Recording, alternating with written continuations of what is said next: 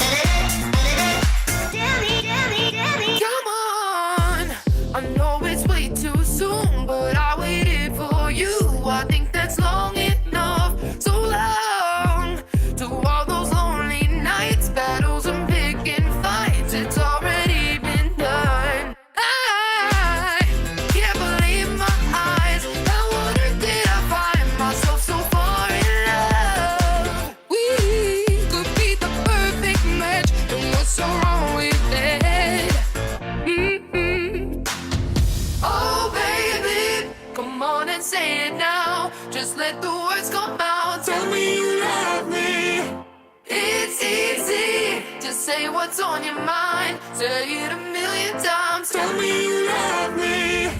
Oh, baby, come on and say it now. Just let the words come out. Tell me you love me. It's easy to say what's on your mind. Say it a million times. Tell me you love me. Love me, love me, love me, love me, love me, love me, love me, love me, love me.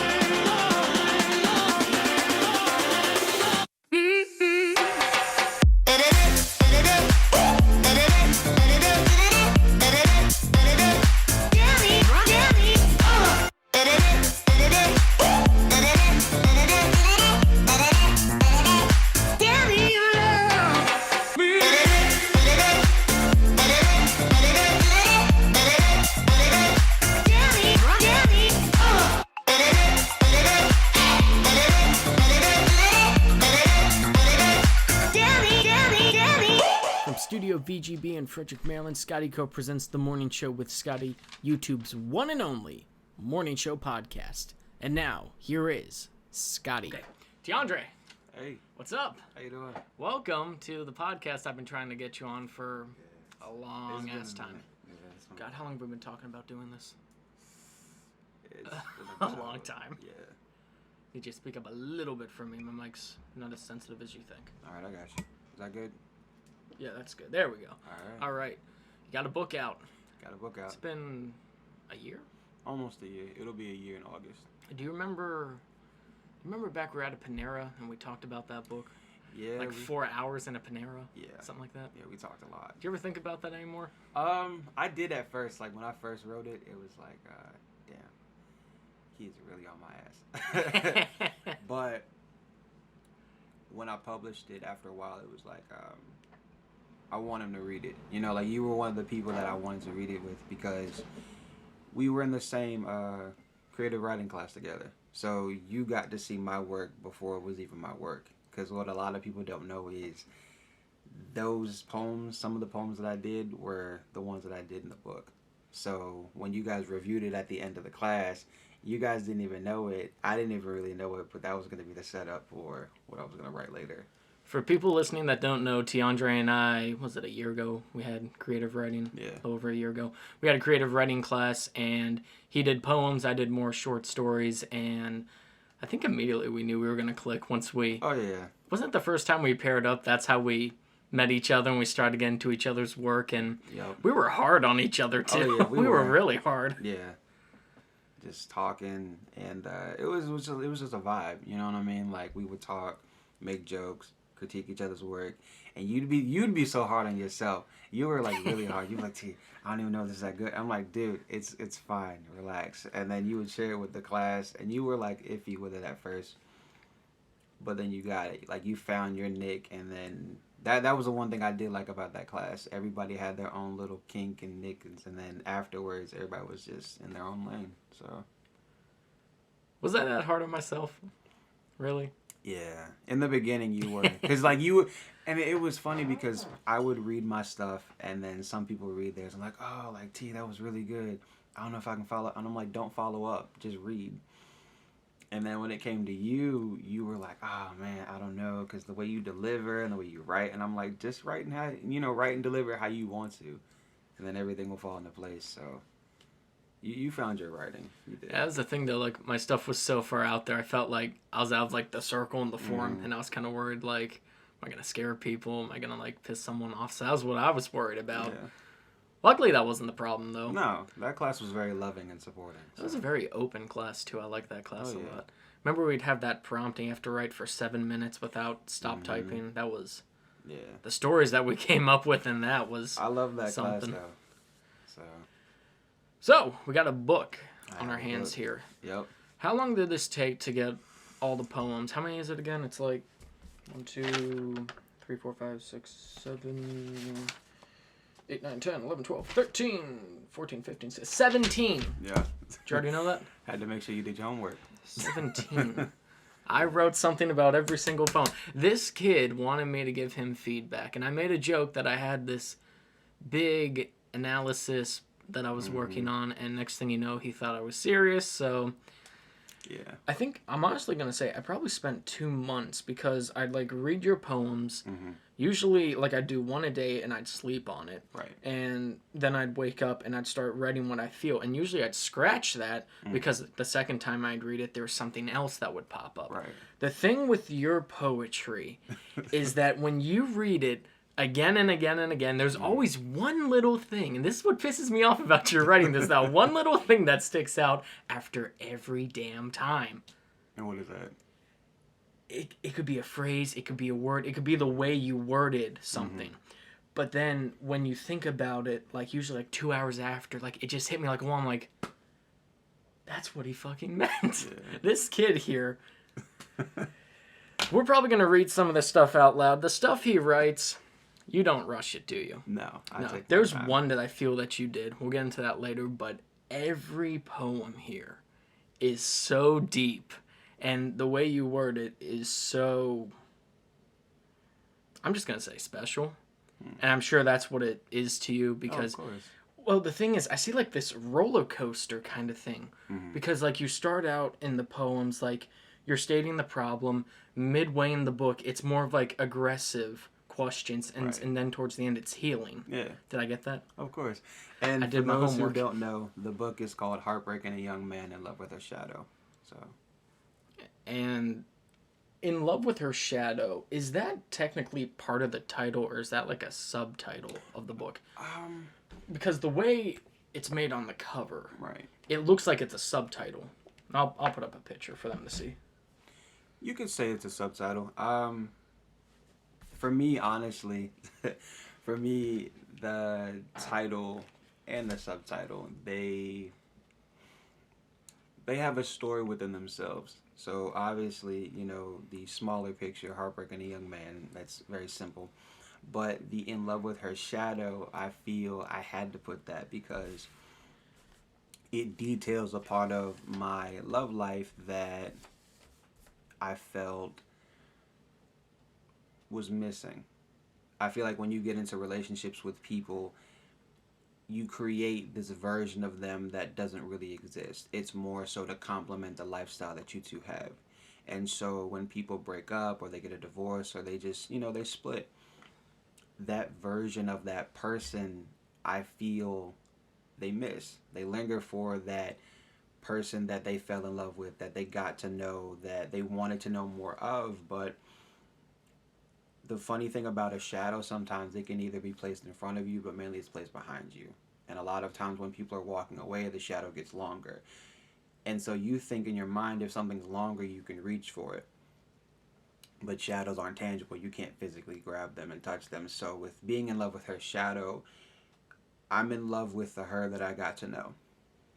And I wish I could reach out and touch her and get that back. But I know that I can't. And so with that title and that subtitle, I'm broken, but I'm also reaching for love. But I'm reaching for the love that I got to know. And so with that,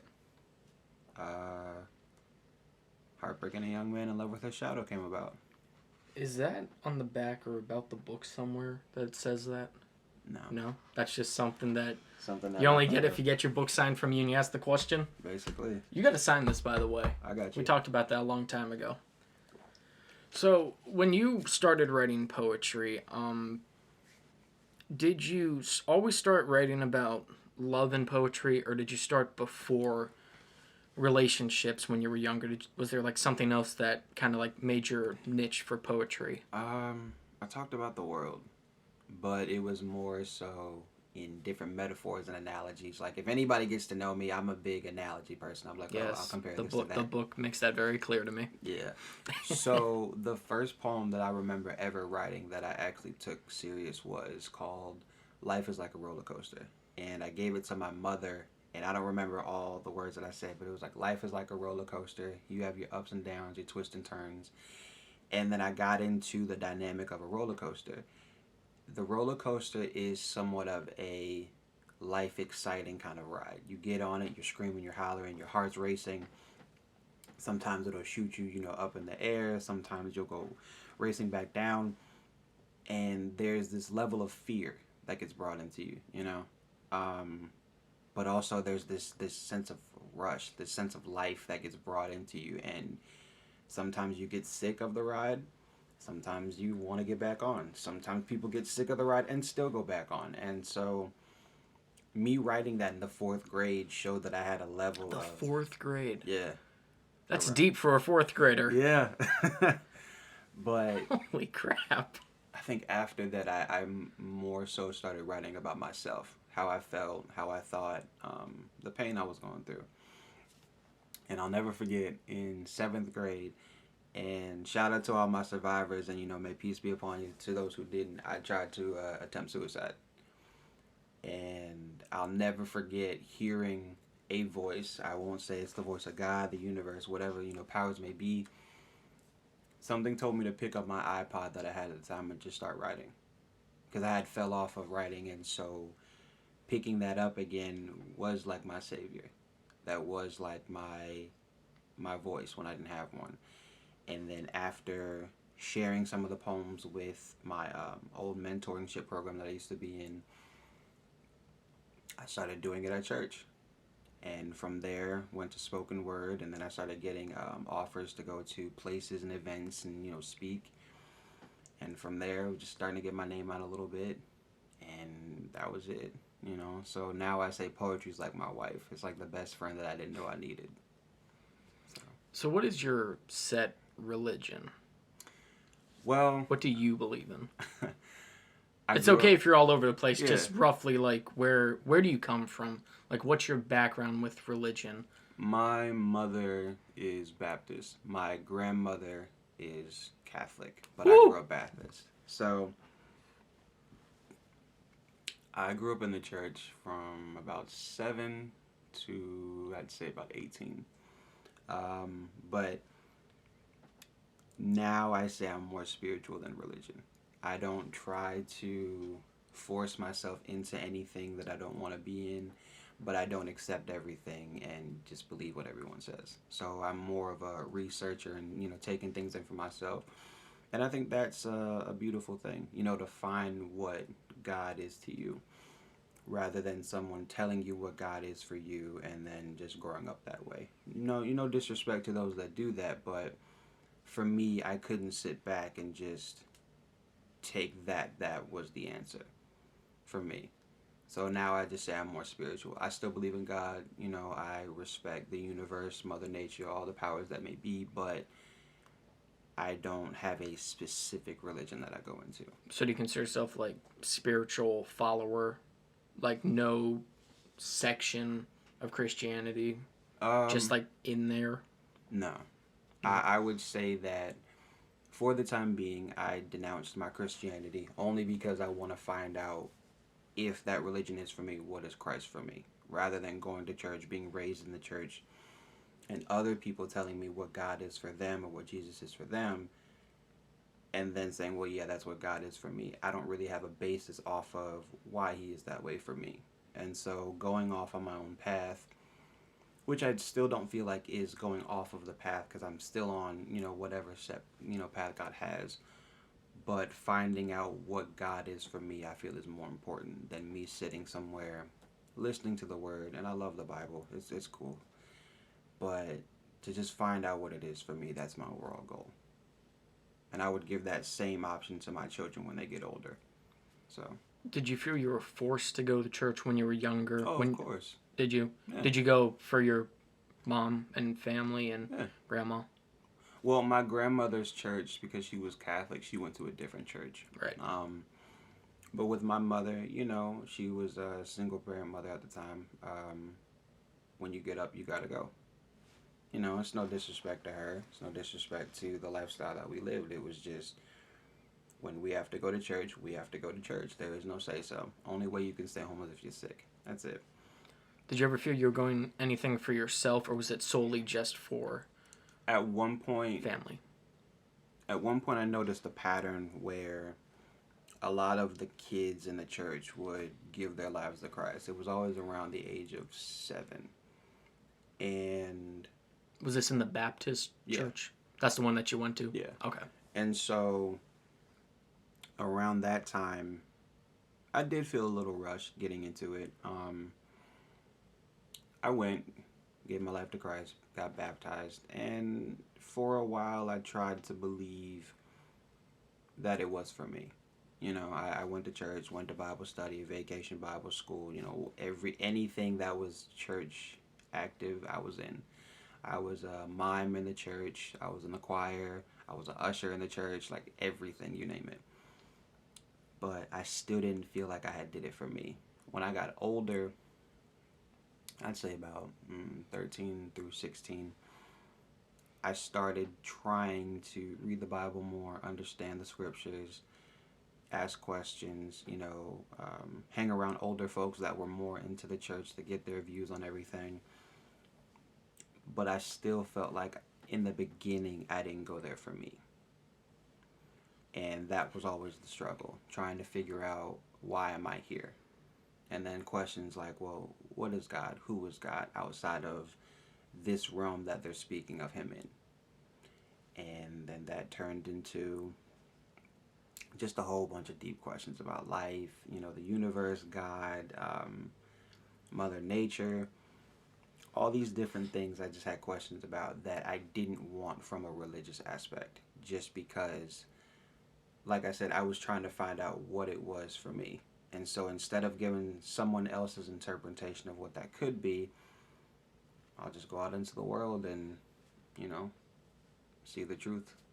Has that change that you've made, has that affected your writing that you've seen over time at all? Is it like a different shift that you see at least? Or do you feel you've stayed the same?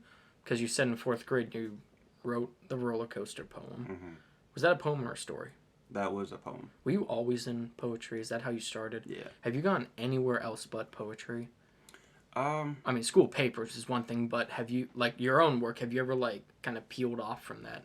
Or is that, like, your rock right there? Yeah, that's my rock. That's your rock? I've done, like, a little bit of short stories here and there, but those were more just in my spare time. I'm bored, got nothing else to do, and just writing out. But poetry, that's my home. So solely poetry. Yep. Good for you. Thank you. That's a It's not an easy thing to write. Do you remember that poem that I wrote? It was the last project we had in the creative writing class. The one about you in the woods, right? Yes. Yeah. That was so tough to turn into a poem. Really? I don't know how people can say it's easy. Because, like, yeah, you can write stuff, but you want to write stuff with meaning. Right. And one of the biggest things I saw with poetry when we were in that class, and you made it very clear to me when you'd read, it's all the organization and how the words are placed. Mm-hmm. It's not so much about the rhymes, but how it's placed. Right. And rhyming naturally flows with it. Yeah, and a lot of people think that when you're a poet, everything has to rhyme. Everything. And it doesn't. It's, especially like with spoken word, and that's become like my new heart. When you speak, you have to release yourself. Meaning that if you're speaking from the heart, let your heart speak. If you're letting your mind speak, your soul speak, whatever it is you're letting speak, let that be that voice. A lot of times when people are writing, they get so stuck on the message that they forget the words. They're looking at the bigger picture, looking at the book, looking at, the television that's showing all the words or whatever the case is, but it just has to flow. That's it. Poetry is nothing more than you telling your truth. Creative writing is nothing more than you telling your truth. And even if it's fiction or nonfiction, or it's something that you're just creating off the fly, that's you. Whether that's a dark part of your mind that you're surprised you wrote that, or it's coming from a painful place and you had to get it out. And so, yeah, you have different formats and styles of poetry, but to me, poetry is just the truth. So however that looks to you, that's your poetry. So what's like your style of how you get a poem going? Do you think about it in your head, or do you like force yourself to sit down and do it? Or is there like this completely different method no one's ever heard of? Because I know everybody's different. For me, when I did a short story for that class, when I'd come home, I just like do other work and I'd do anything, and I'd be thinking about a story idea. And then when I get the concept, I'd write it down, and I'd kind of like do the spider web, branch it out. And then there's some days where it just automatically I knew exactly what it was I wanted to do. Well, there's a few methods that I use. There are times where I'll just free write, where I'll just write as much as I can, and I'll let my, creative juices flow, so to say, and I just see where, the poem goes. Sometimes my poems will go from one extreme to another extreme, and I'm looking at them like, okay, what is the theme or the message, or what am I trying to convey? And sometimes it's just to get my, my thoughts and my feelings out, and I leave those alone. Then I have those where I'll either be singing sometimes, rapping or whatever, and there's a line that I get stuck on. And I'm like, okay, remember that line, because then that line turns into another line, and then that line, and it just keeps going, and from just one line, it just, pops out. And then there are days where I get frustrated because I'm having writer's block and I can't figure anything out, and I'll just write a word. Sometimes it'll just be the, what, who, if, possibly, and then from there, whatever flows after that word, it flows after. So I would say my main source is free writing. But when I free write, I try to have some kind of idea. That way it's not all over the place. Interesting. Because I was always curious, because, some of the stuff in the book, it actually, like, if you put a beat behind it, you could actually make a rap out of it. And people say that. But it's a few of them, not all of them. The short ones, not really, but the longer poems at the end of the book, yes, absolutely. And I'm not talking about rhyming. I'm just talking about the flow of words that you have. I didn't know if you realized that naturally, or if that was an intentional thing. I would say it's a little bit of both. I try to sometimes, if I have a beginning and the ending, I want them to rhyme. Maybe the first stanza, last stanza, all these different kind of things. So, yeah, I just try to make it work. You know what I mean? Like, there's no better way to say it. I just try to make it work. Because if I'm writing something for myself, I don't care about the grammar and how it looks and how it's spelled and, but if somebody else is reading my work, then I want them to understand and, be able to connect. So my book, it's simple, but it's deep. Agreed. Very much agreed. Yeah. So Is there like a favorite poem in this book that you have? Because I have mine. I remember I told you one and I changed it maybe a week after I told you. Really? Oh yeah. Yep. Yep. Where is it? I even put a star next to it. Voicemail. Voicemail. I gotta tell you, bud, I'm a very visual person. Probably because I make a lot of videos. Right. And I'm a film major, so I try and visualize anything that I read. When I read Voicemail, and I read it again, and again, and again, I started to envision it more and more, much more vividly. Like, it was black and white at first, then I added my own color to it, and then I made sharper curves on the people. Like, this is the kind of stuff that would go through my mind. And then at the end, sorry for the phone call, it just... But that... you can't leave someone hanging like that on a poem. I mean, you can, because it's good, but for me, it kind of pissed me off a little. I'm like, this kid, I swear. Because I think I like Voicemail because it's short. There's not a whole lot of stuff before it. It's almost bland. Because it's like the filler stuff when you leave a voicemail to someone you broke up with. Yeah. And at the end, that last line, sorry for the call, that just... Yeah. Well, that ticked me off. I'm not going to lie to you. I would say, if I did have a favorite poem, it would be either King of Hearts or... I would have to say... The last 2 to 3. I'll take a look at your book. Yeah. Take a scroll through. It's been a minute. So, do you have your own print copy at your house? Yep. When they first mailed it to my house, that was the first one that I got. Do you have like a bunch of copies that got sent to you, or just like that one? No, I got a bunch of them after that. Nice. How many people they tell you how many people purchased your book, either the paperback or the Amazon? On Amazon, no. Through my publishing company that I'm under, they give a certain percentage, but it may not be all of them, because you might have some that's from 6 months ago, 2 days ago, because they're adding up from all different sources that they have, from Barnes and Nobles, Amazon, Google, things like that. So, but when it comes to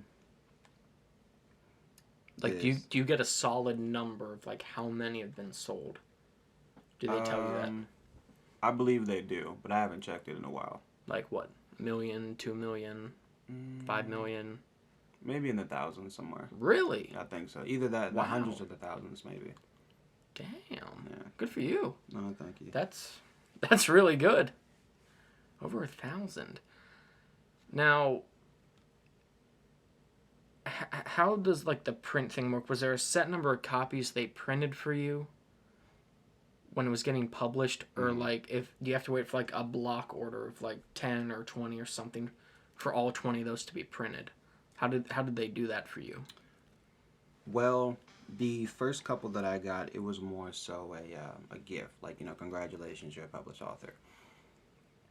Anything after that, I have to order myself. So if I want to like sell hard copies, I have to buy them off of Amazon or Google or wherever I'm at. And then from there, I just sell them.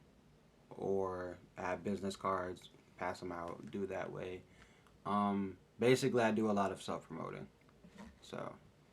So for a paperback, you have to buy it to sell it? Me personally, yeah. But if somebody wants it, they can just go on Amazon. Google. Oh, okay. So when I got mine, since I didn't go through you, I got mine from...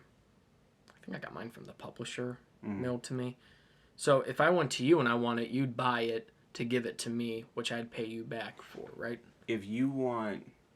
Yeah, so like let's say it's like an order. If you're like, hey, I want a book, how much is it? I'll tell you it's $16. So like, okay, you give me the 16, and then from there I would get it off of Amazon or wherever, and then give it back to you. But because you already gave me the 16, the transaction's already done.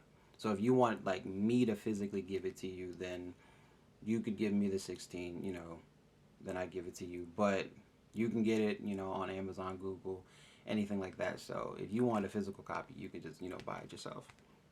So at the college you're at, do people know this is out there? Yes. Do you promote it there? Oh, of course. Do you like take a copy and just toss it on a coffee table and see who picks it up?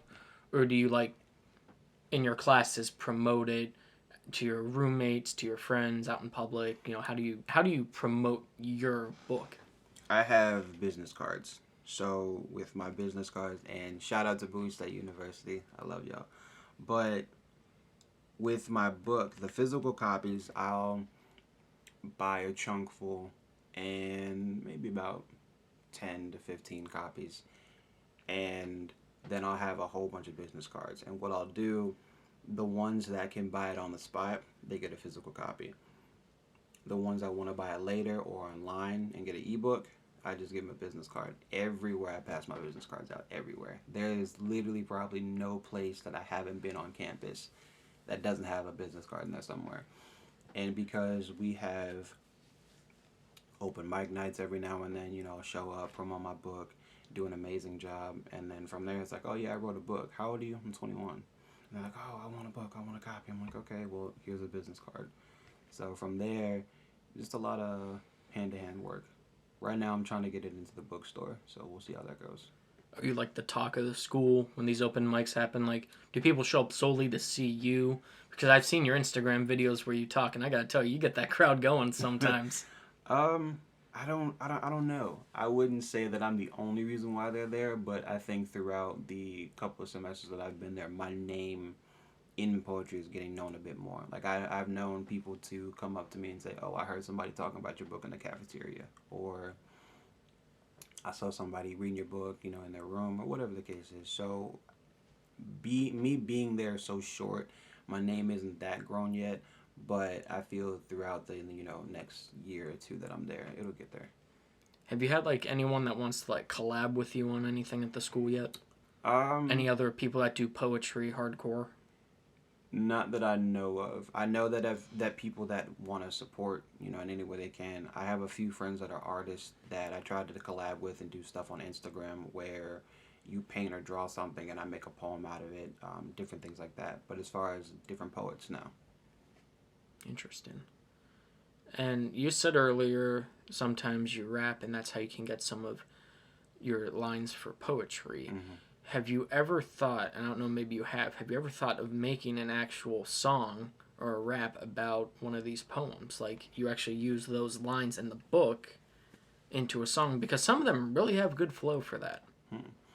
Granted, I can't make music to save my life. But I know plenty of people that do. As far as lines in the book, I don't think I would.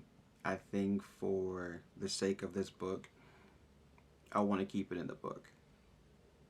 Rapping, for me, I can like rap on certain stuff about this, but I said this on one of my Instagram posts. This book will live forever, but it was a moment in time that I'll never know again.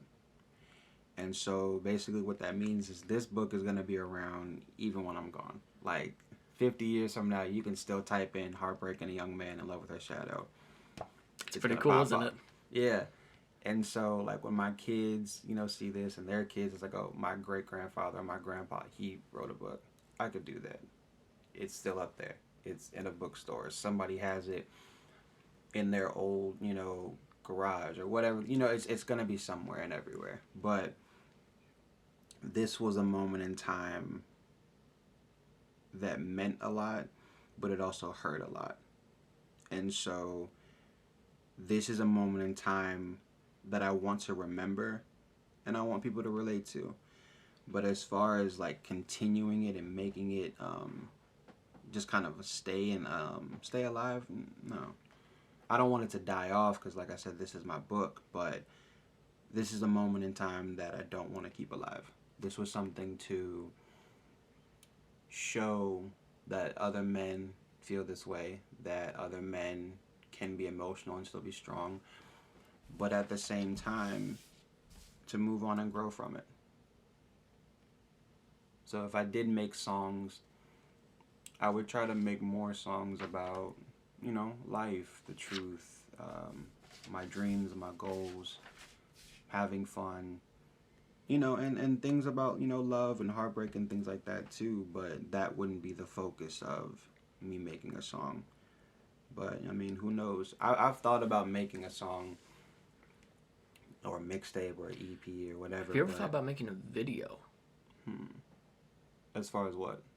Like, you take one of your poems and the narration is what you wrote over top of the video of what's going on. Like an idea that you visualized for one of the poems in the book. Kind of like a short film?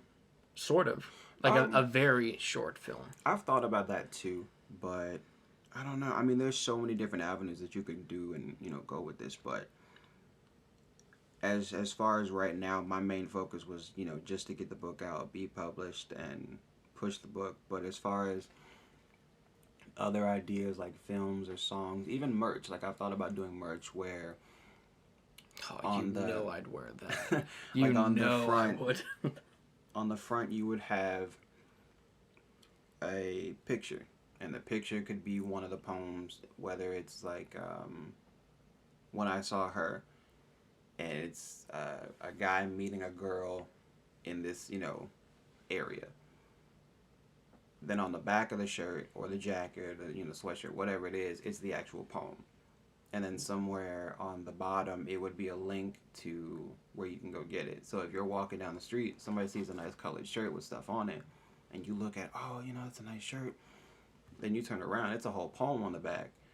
And you're like, oh, wow, where'd you get that? And then there's a link for it at the bottom of the shirt. So I've thought about doing stuff like that. It's just... You've become a businessman. Yeah, but at the same time, it's like, the book is my main priority.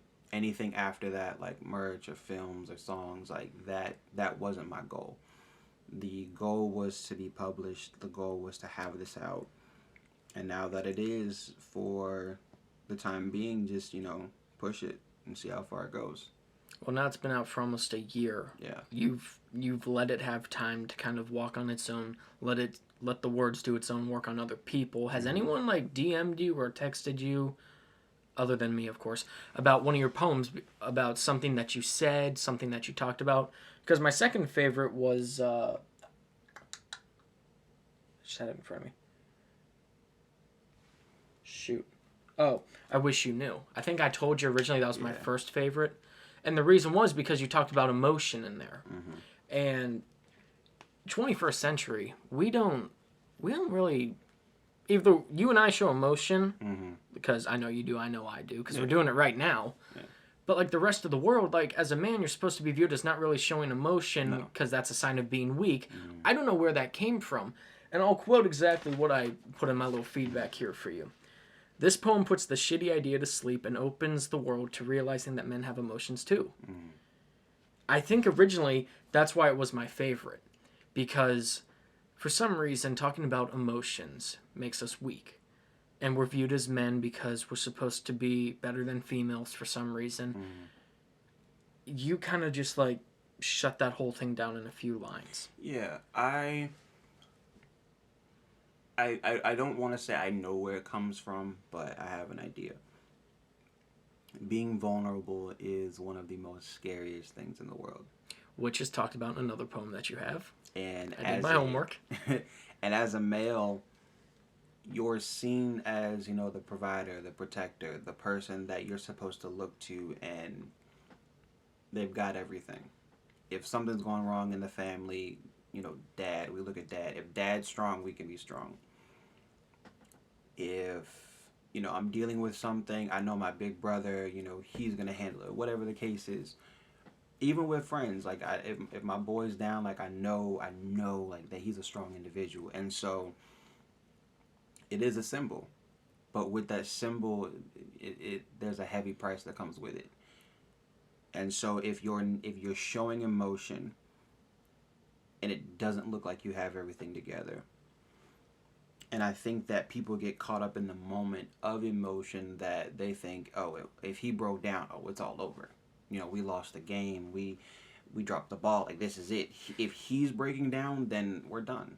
And I think that mental state, especially with me being a black male, it's like, this world already doesn't love us. It doesn't. You feel that way? Yeah. You do? Of course. I didn't know. Yeah. But I know what you're talking about. I see it. Yeah. I try not to watch the news that much anymore because of it, but I definitely It's see a what... heavy injustice, and it's been that way since the moment we got off the ships, to be honest. But in our families and our relationships and our communities, we're almost all that we have. And so with so much, with the the dropouts and the killings and the shootings and all these negative things that happen to us as a community, it's almost like the world wants us to break down, but we can't. And so that's why communities are so important, family is so important, friends are important, but it all goes down to trust. If I don't trust you, I shouldn't be around you. If I say I love you, but I can't be myself around you, then do you really love me? All these different things that go into it. But going back to being vulnerable, it's seen as a weakness only because of how it makes us feel. When you're vulnerable and you're open, you're left with everything. Whether it's something good, something bad, or nothing. I bet you there have been moments where you've seen someone cry, and yet you're so angry that you almost become insensitive to how they feel. And you don't care. And it almost makes them shut off. Then you've had moments where those people are crying or laughing or whatever emotion they're showing that's showing that they're vulnerable, and you do it with them. Cry with them, laugh with them, you're mad with them, whatever the case is, you support that. And then there are some, you see somebody crying on the street and you're on the other side of the road, you may not stop. And those are the nothings that happen. And there have been times where I'm sure you've seen in high school or in college, there are people crying on campus, on the phone or whatever, and people just walk by like it's nothing.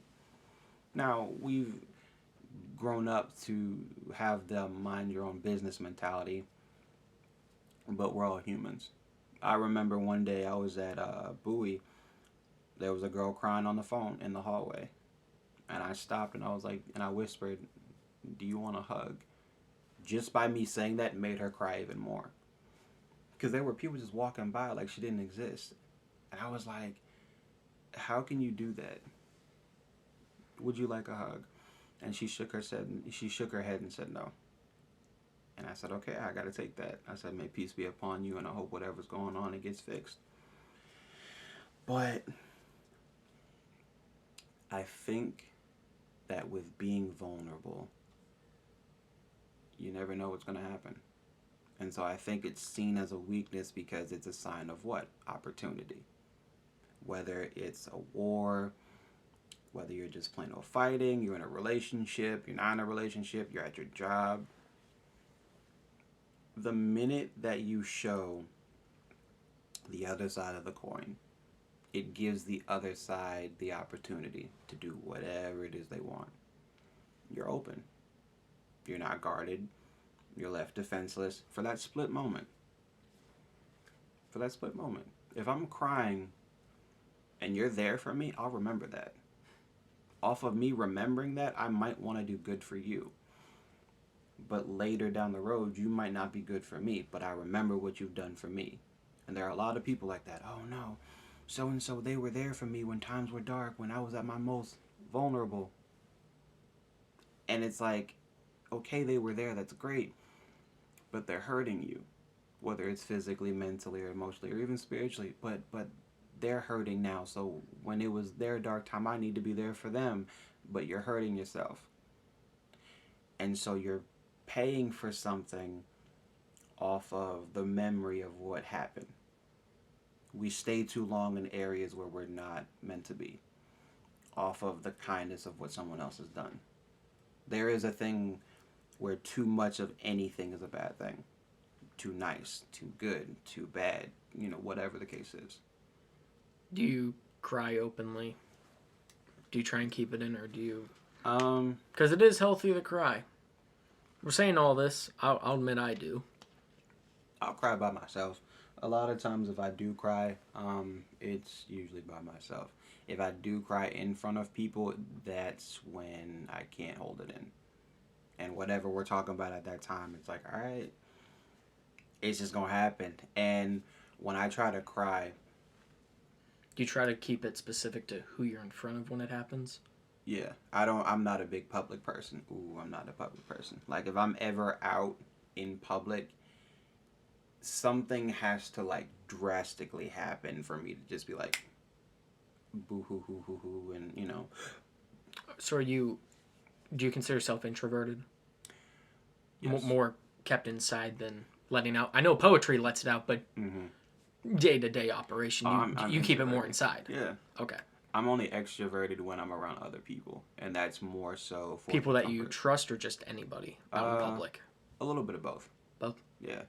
It like I said, it depends upon whatever's being talked about. If it's not that serious, like, man, I'm really hungry, and the person's like, oh, me too, and it's like, all right, cool. But if it's something like, man, you know, I'm thinking about when a family member died or a relationship that I've been in, I'm not just going to openly say that to a stranger. But with someone I trust, maybe. So it depends upon the setting, whatever's being discussed, what I'm feeling, what I'm not feeling. When I am introverted, it's more so I don't like to talk about how I feel. I don't. Because I know what I need to do. I know what I don't need to do. And it's more so an execution thing. I don't want to sit and wallow about what's going on when I know how to fix it, when to fix it, when not to fix it, how to leave it alone. And I don't always have all the answers. But I keep things inside also for the protection of others. Not to say that I'm some Superman or some superhero, but I don't like when people worry about me, even though it happens. I care enough to keep you at a distance, but I care enough to want to open up more. And so that's where kind of the introvert and extrovert kind of get, you know, tugged in, because it's like, I want to open up. And I don't know if I want to. I want to share what I'm feeling, but I don't know what they're going to think about me. I already know the answer, but I still have questions. And so it goes back and forth on whether I want to express or not express. Do you have that, like, one friend at college that you can talk to him about, like, anything? Or just someone you can text or call whenever there's, like, something that you just need to just say? No. No? And it's not a bad thing that I say that. And what I mean by that is I don't tell everybody everything. I just don't. And it's no disrespect to the friends that I do have, the friends that I've made, and the friends that I'm continuously making. That's just who I am. Me telling you everything is me giving you everything. And I'm not ready in my life to give that. That's the one thing in this world that is mine. Me. If I give you all of that, I don't know what you'll do with it. And there have been times in my life and other people's lives where they've given themselves. Given everything they had. And they get left with nothing. And because they gave themselves, they end up with nothing. Where are they? Who knows? They're lost within their mind. They're lost within their heart. They can't move on because they don't know where they are. When in all actuality, they never left. But it's the psychological damage that's been done. So giving someone all of me, not a big fan of that. But trusting you with me, that is something I'll work on. Now, the girl that is not mentioned in the book. Not at all. After you two split, did you feel that you gave a lot to her, but not all of it? Or did you feel you did give her all, or maybe not enough? I'll say this. I don't want you to say anything you don't want to say. Answer that however you want to. Of course. No. I'll say this. Because I know it's a tough thing to talk about sometimes. I gave her all of me, but I wasn't responsible with the me that I gave her. And what I mean by that is there was nothing that I left under the rocks. Nothing. I gave her the good, the bad, the ugly, the beautiful, the holy, the demonic, everything. Because I loved her. I'm going to give you everything I have, and that was the mistake that I made. Because I gave everything, it was almost like there was nothing in check. It was more so coming to a zoo and looking at all the animals and like, oh, that's pretty. That's a peacock. Oh, that's amazing. That's a lion. Oh, it's so, amazing. That's an elephant. But you're looking at them from a cage. You're viewing beauty from an angle that beauty doesn't necessarily want to be seen in. And so I thought maybe, just maybe, these animals have been around human, and the animals are like my emotions and like that. These animals, they've been around people all their lives. They've seen how they act, they see how they move, they see how they, eat, sleep, do all this other stuff. Let's take them out. And let's see what happens. The one thing about animals that they always show us, no matter how tamed you think they are, at the core of their being, they're still animals, and that's what makes them beautiful. Animals are the one thing that I feel out of us being animals that are the most honest. No matter how much you feed that animal will still attack you at some point. And that's not a bad thing. Cats do it, dogs do it, sometimes the snakes and the lizards and whatever else animals you have, but I let them out.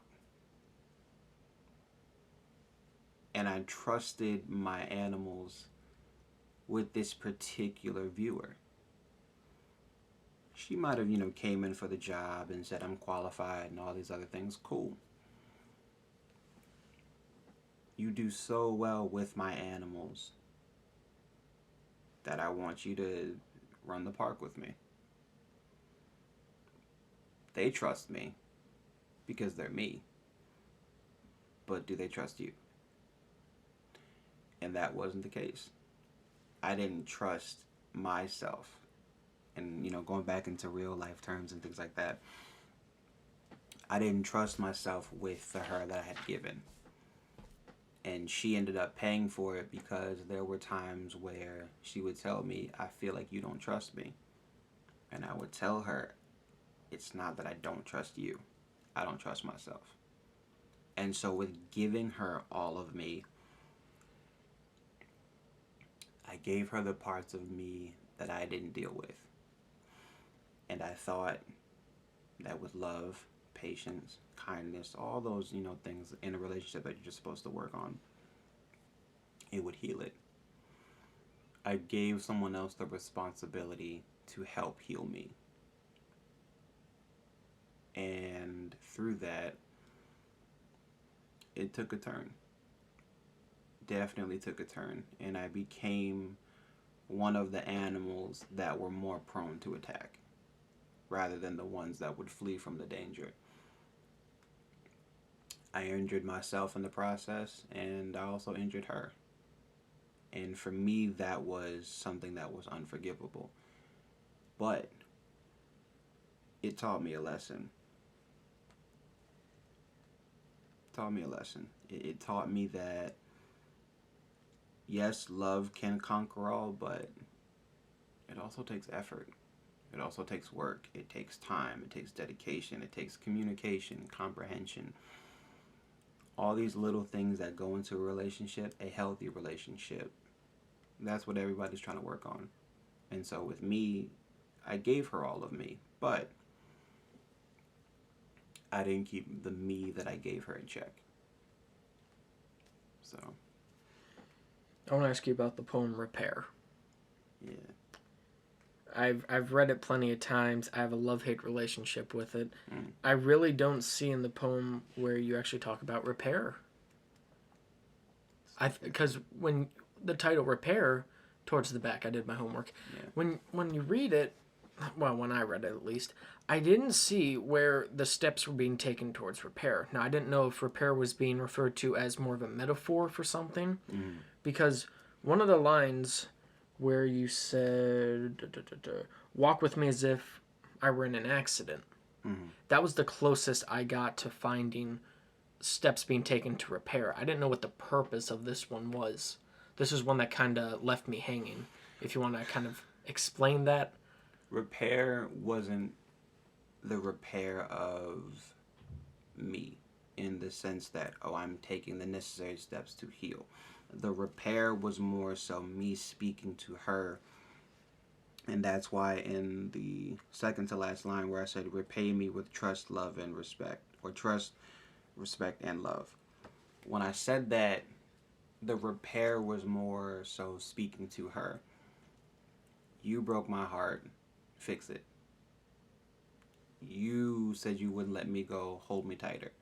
And so with that, it wasn't me saying, you know, Tiandre, you're going to take the necessary steps. You're going to heal. You're going to do you. And you're going to be fine. I was still blaming her for certain issues. And I was saying, fix me. You did this, fix it. You broke my heart, fix it. You did this. Still not taking complete ownership on my part on what I did, but repair, like I said, it was just my way of peacefully saying, if you love me and you broke me, fix me. Because it was still a cry for help. But it wasn't me saying, yeah, I'm going to, you know, do what I need to do for me. I was still looking for the other person to do the work. Now, the one right after that, Dear Ex-Lover, that one talks about being vulnerable. And the best line in that was when you said, sucking out the venom but forgetting to clean up the mess. Yes. That is something that I feel so many people do not realize when they fight or they break up, they split, they divorce, whatever it is. I like how you use that line as a way to kind of set the scene, and you can make it so visual. How when a snake bites you, there's venom in there. Right. And the only way to get it out is you have to suck it out. Yeah. And I like how you use that because not a lot of people think about this. And it made me think about the last relationship I was in. How when we split, we were both vulnerable. We were a wide open book. But neither of us realized that until someone made it clear to us that we did. I don't know if she did, but I knew that I was. And luckily, it was one of my friends that pointed it out to me. Because otherwise, anybody out there could have taken advantage of me in a way that would have been really bad. I want to ask you, what made you want to write this poem? Like, where'd you get this idea from? Because this one here's got a little bit of meat to it, I think. At least I think it does. How did you come up with this? Because this one is genius, in my opinion. Well, some of the poems that I write, I'll say this. Some of the poems that I write, they were more so on the fly. As where some of them were already written out. Some of them were taken from ideas that I already had. This one in particular, I was trying to find a transition in the book where I can give my love to the person. As funny as the book is about me, my heart broken, Dear Ex-Lover, in a line where, in the first one I said, my heart is no longer in my eyes. I viewed love with my eyes full. That's all I saw. I was a hopeless romantic. I still am, but I'm wiser with how I love. And so writing that one in particular, that was like my letter, my own short little letter saying, hey, we didn't work out. I wish that we could have worked out. And the last line I said, if I could do it all over again, trust me, I would. Just differently. So it's me still saying, I would like to give this another try. If I could go back in time, I would switch this. If I could rearrange this. And I would do that sometimes where I'll be in my car and I'm like, man, if I just would have said this. Or if I would have done what I know now, maybe, and then I cut my brain off. Because I'm playing shoulda, woulda, coulda. When in reality, there's nothing that I can do but move forward. So with Dear Ex-Lover, it's like writing to someone from a place that you know they'll never get it. It's more so writing out what you would like to say, like voicemail. It's like voicemail, but in a written form. This is the thing. These are the things I want to say. I may not send this to you, but I want you to know that I wish I could do this again.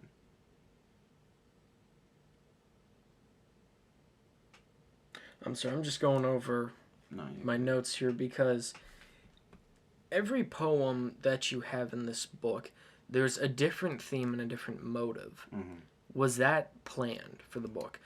And it seems like there was a specific order that you did choose based off the order of the poems. Well,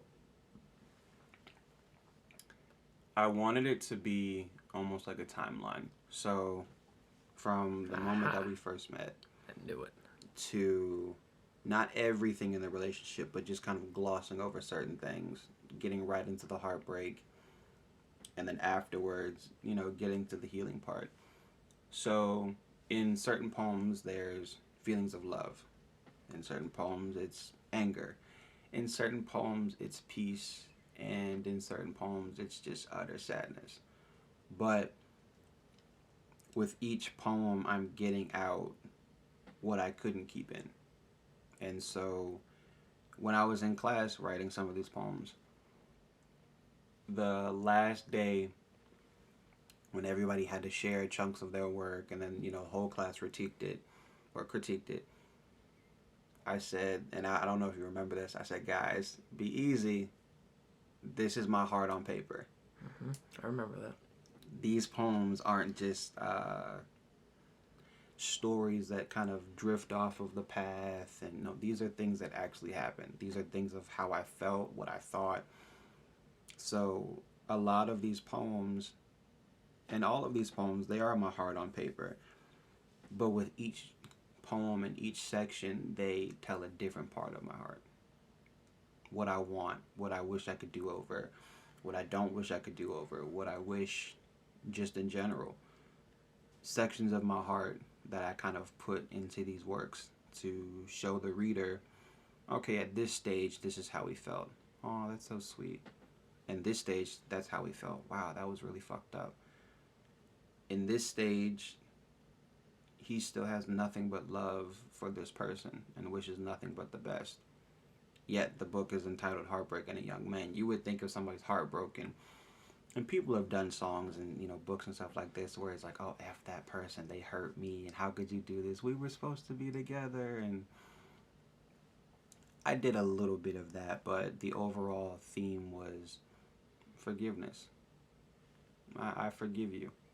Even though I wrote this book and this person may never read it, if they ever decide to pick it up, just know that I loved you with all that I could.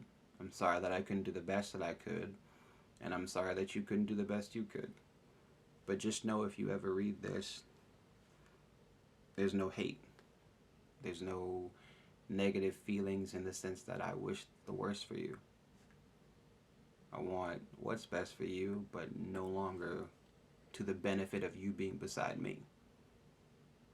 That's why the last three poems, King of Hearts, Lost Boy, and The Goddess Queen, not all in that order, those were dedicated to the both of us. So. The whole timeline thing. The way you ordered Mystery and then Broken after that one. Mm-hmm. Mystery, to me, I thought you asked a bunch of questions, big questions. Yeah. Questions that a man always wants to know. And they don't get answered. No. And you draw in that connection, and then with Broken, I feel it's an aggressive attack. Because you don't know those answers to the questions you just asked. I might be wrong, but it seriously looked like you were asking these questions and you got mad that you couldn't get the answer. Because in Broken, the finale is harsh. The last few lines are a little bit harsh on that one if you want to read it. Read it out loud. It's good, but it's got a harsh ending. It kind of surprised me. All right, we'll go from this part. From this broken heart, I feel the wind beneath each crack. Or is it just a hole in my chest and the wind that flows through it? The wind that whistles, I hear you speak. The sun's warmth caressing my brain, you illuminated my heart.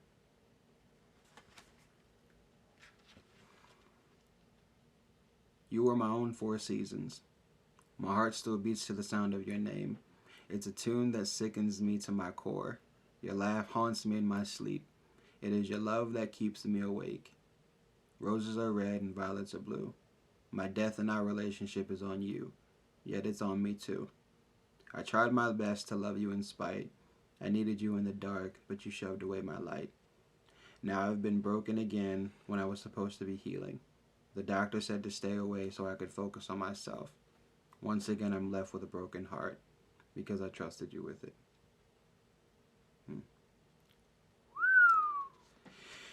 Yeah. But that's deep. That's a deep way to end any poem, if you ask me. Because it's a 2-pager. The second page alone, I felt like that was its own poem. Because you started up here and you kept getting lower and deeper. And then those last few lines just... Bam. Well, that was I was angry. That I can poem tell. Was me, yeah, that was the anger where it was kind of like... But I was angry but still not taking responsibility. When the last line I said, I trusted you with my heart, you know what I mean? Like, I trust you with it and you broke it. Going back to me not trusting myself. I gave you something knowing that it was already broken. Yet I still gave it to you. And you see the cracks. You see the bruising and the tearing and the stitches and the tissues and whatever is there. But love it. As flawed and messed up as it is, love it. I'm not going to give you a manual. I'm going to love you the best way I can. But can you love me the best way you can? But I'm still not going to help you. And that's in a way what I did. I would help her when it was almost too late. In the sense that when we're already arguing about whatever it is was going on, that's when I'm telling you this is what happened in my past. Or this is why I'm doing what I'm doing because of X, Y, and Z that happened. And by that point, you don't want to hear what happened. You've already done the damage.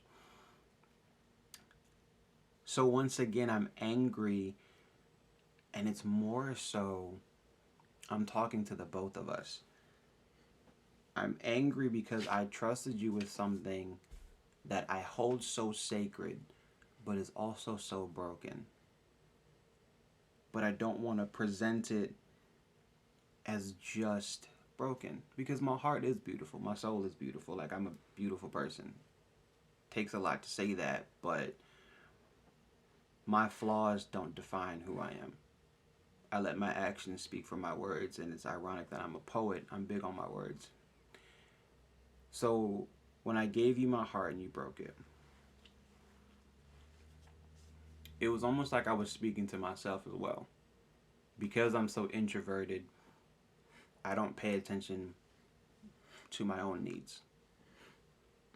Because I'm not paying attention to my own needs, I'm thinking that love will fix it. Because I think love will fix it, I'm lazy. Love didn't heal our relationship. And I'm not going to say that love broke it. Love, I say, is simple. It's the people that are in love that make it difficult. If you watch kids play together, it's real simple. You want to go play? Yeah, let's go play. And they go play. It's not, hey, how you doing? These are my flaws. These are my insecurities. This is what I have going on in my life. And love me. Well, in between me doing what I'm doing, me going through what I'm going through, and trying to deal with the traumas that I'm going through, yeah, let's go play. You don't do that as a kid. You will run up to someone, hey, I like you, and run away. And they might follow you. Hey, I like you too. And it's that simple, but they're kids. They don't know what all they're saying. They just know that this person looks fun, this person looks fun, and they run off. And essentially, that's what adults do too. That's what teenagers do. I like you, you like me, let's go run off together. It's just how far are we going to run? So, with that one, I'm angry because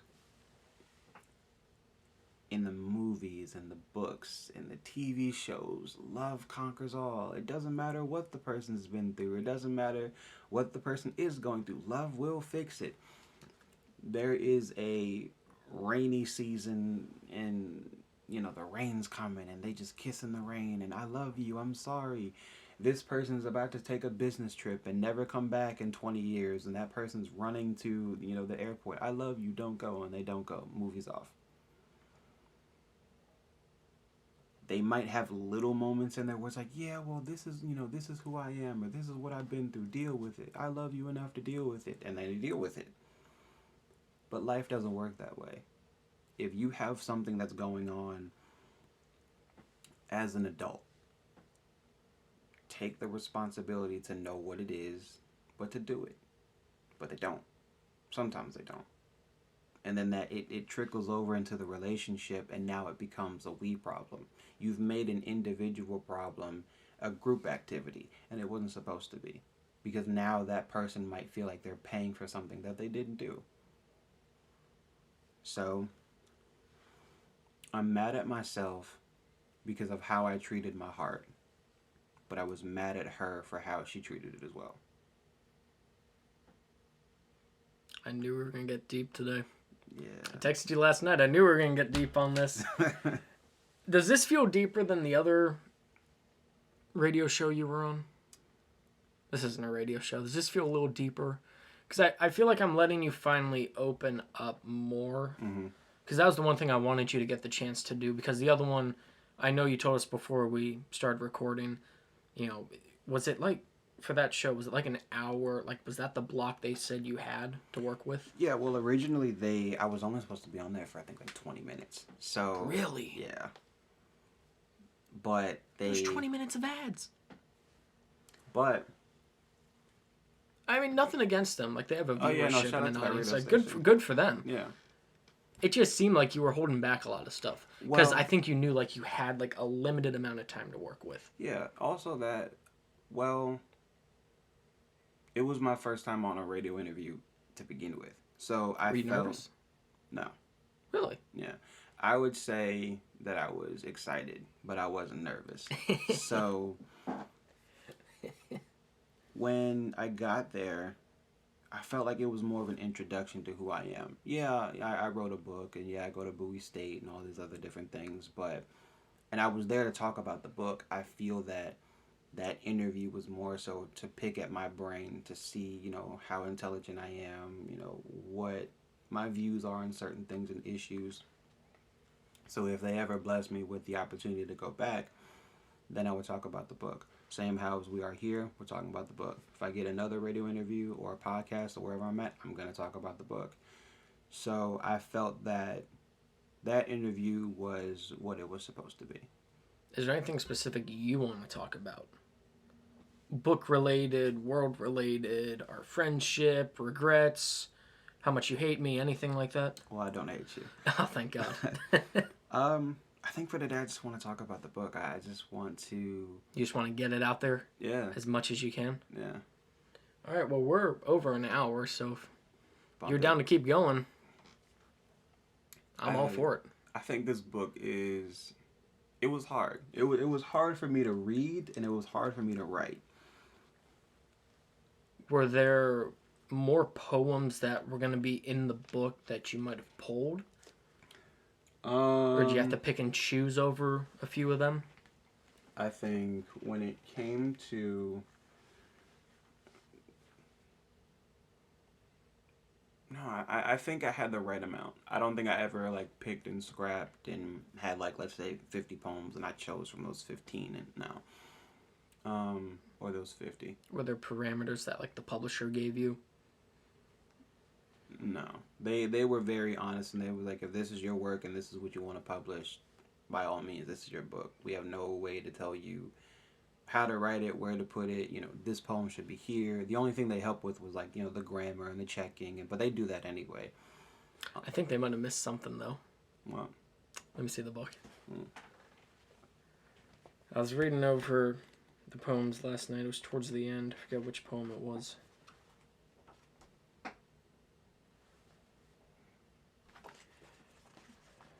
third to last line in King of Hearts? Become strong and now you're worth. Yeah. Yeah. Okay. I didn't know if it meant now you're worth. I didn't know if that was Well, and that's intentional or if that was something I was supposed to be. That's the kicker.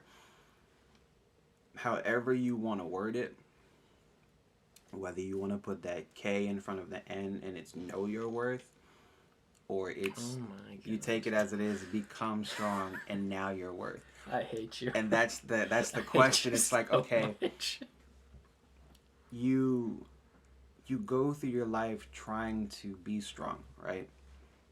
But you may not have a sense of who you are. And because you don't have a sense of who you are, you might be seen as weak. Weak-willed people will go anywhere with other people because it gives them a comfortability of being anywhere. Rather, those leaders and those people who can be by themselves and do whatever they need to do. So with finding your truth, finding your worth, that's not the end of the story. That's only the beginning. Once you become strong enough to be on your own, to be a leader, to stand up for yourself, to love yourself, to care for yourself, anything that involves self in a positive manner, now the question is, what are you going to do with it? So when I wrote become strong and now you're worth. Is that how you wrote it? Yeah. Okay.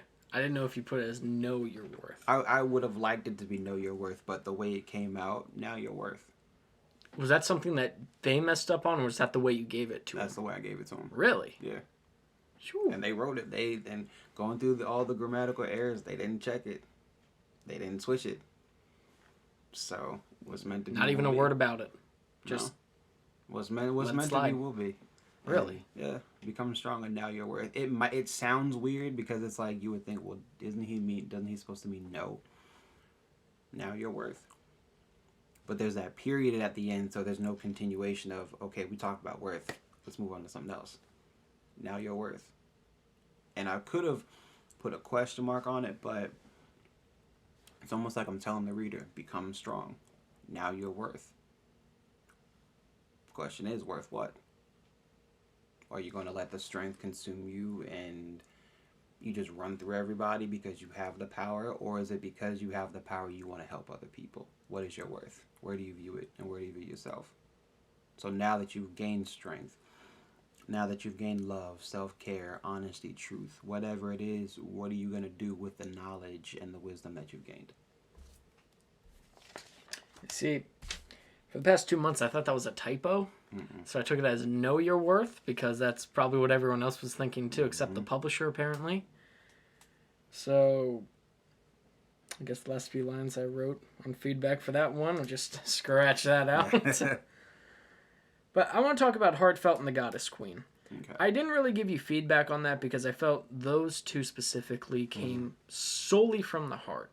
And I didn't really want to critique those because I just felt they were so heartfelt and so heart-based. I really didn't want to say a whole lot about it. I want you to talk about what you want to talk about on these two specifically. Heartfelt and the Goddess Queen. Specifically heartfelt. Yeah. They're both lengthier. Oh yeah. Which kind of surprised me because, you start this book with poems. Some are 1 page, some are half page, some are just like 5 lines just in your face. But then in the end here, you got these longer ones. I'm just thinking, okay, what's he got going on here? Yeah. And you got some rhymes hidden in there too, and they're very heartfelt. I want you to kind of speak out on those two for me. Heartfelt was a actual event that happened. It was a day when we were just talking. We were just, going over everything. And she starts crying.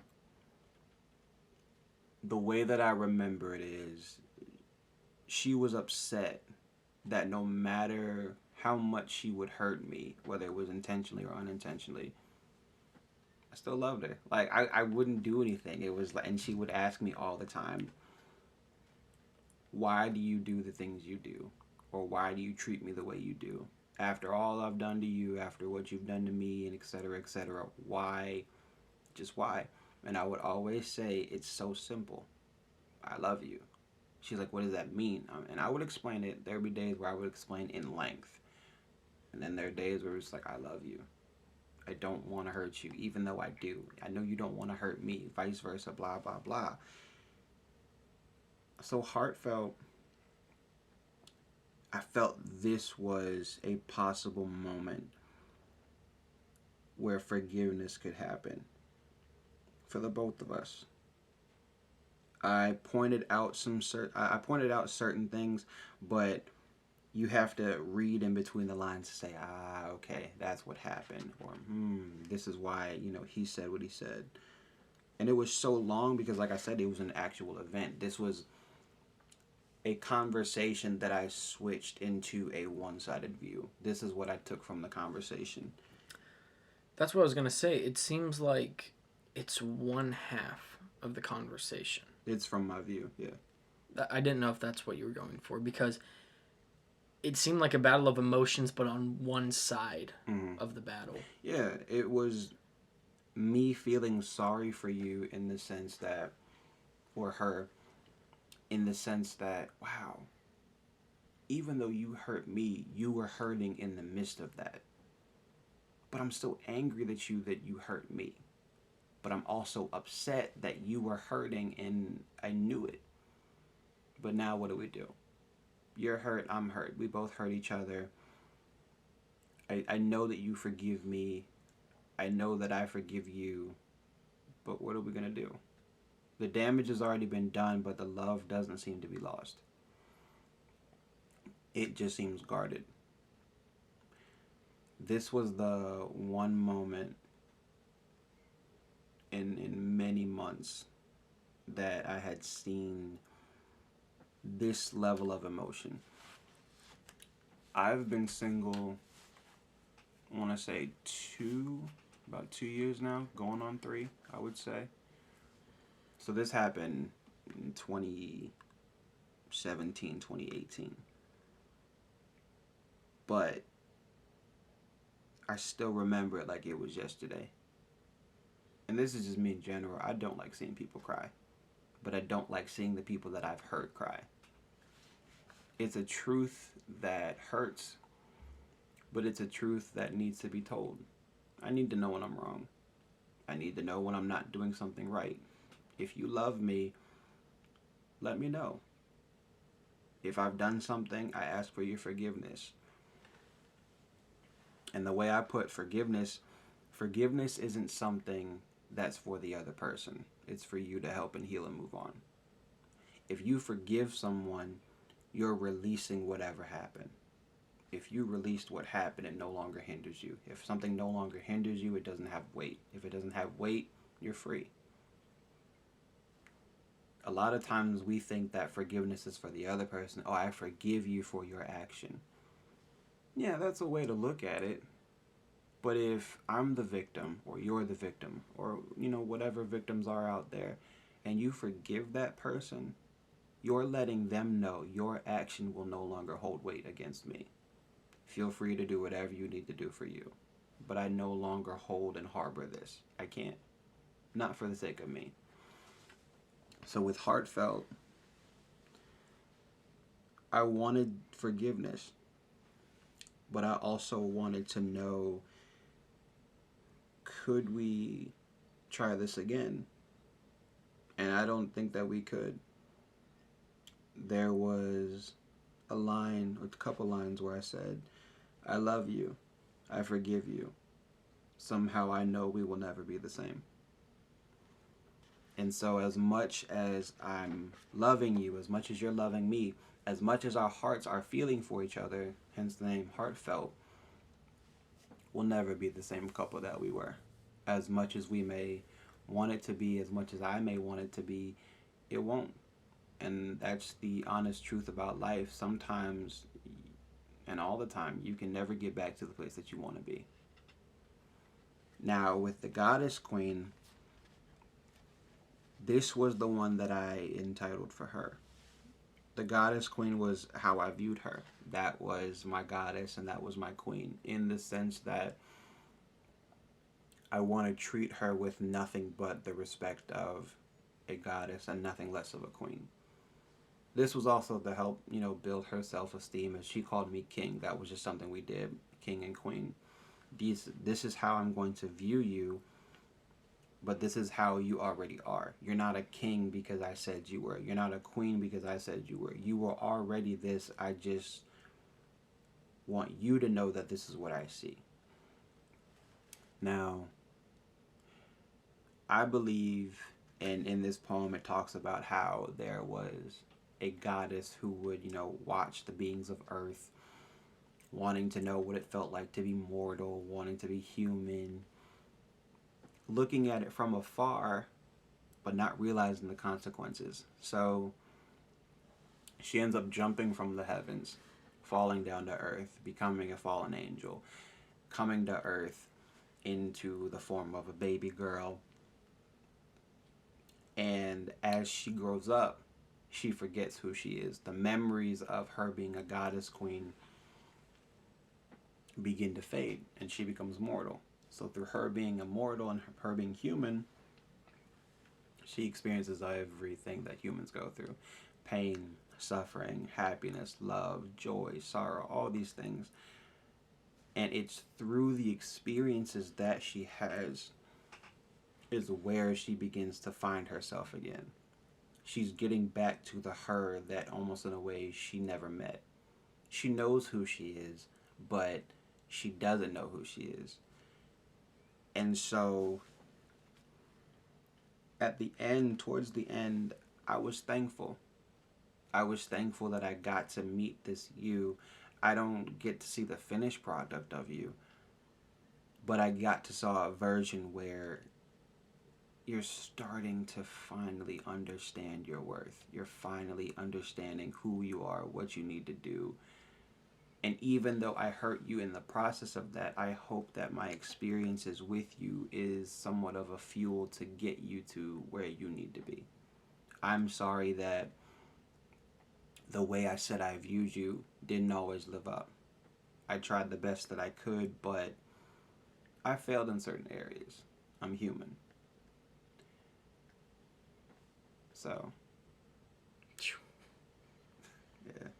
I didn't know what to write about those two because I knew those two were very deep. Mm-hmm. Probably the deepest ones in the whole book. Have you tried to date anyone ever since you broke up? Maybe ever since you went to college? Have you tried? Or have you not even wanted to think about it yet? Dating? No. I am taking a break from dating. How long were you two together for? I would say 2 years and 10 months. But through Almost 2018... Almost 3 years. Yeah, but through 2018, we were still friends on and off, trying to figure out where we're going to fit in each other's space. So I was single throughout most of 2018 in the beginning. We tried working it out, didn't work out.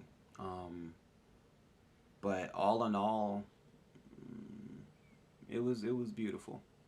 But now I'm just trying to figure out what I want for me. Through that relationship, I realized, wow, you got a lot you need to work on. And now that this part of your life is over, let's work. And it's been the hardest. 2019 has been the hardest on me. I would say when we broke up, the initial feelings were trying to get back into the relationship, trying to get to that person that I knew, trying to regain that happiness that I felt that was taken from me. And actually, I just wanted me back. When I was fighting for her to come back, I was also fighting for the me that I got to know while I was with her.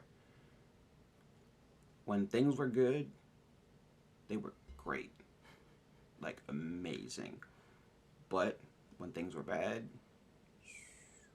they were bad.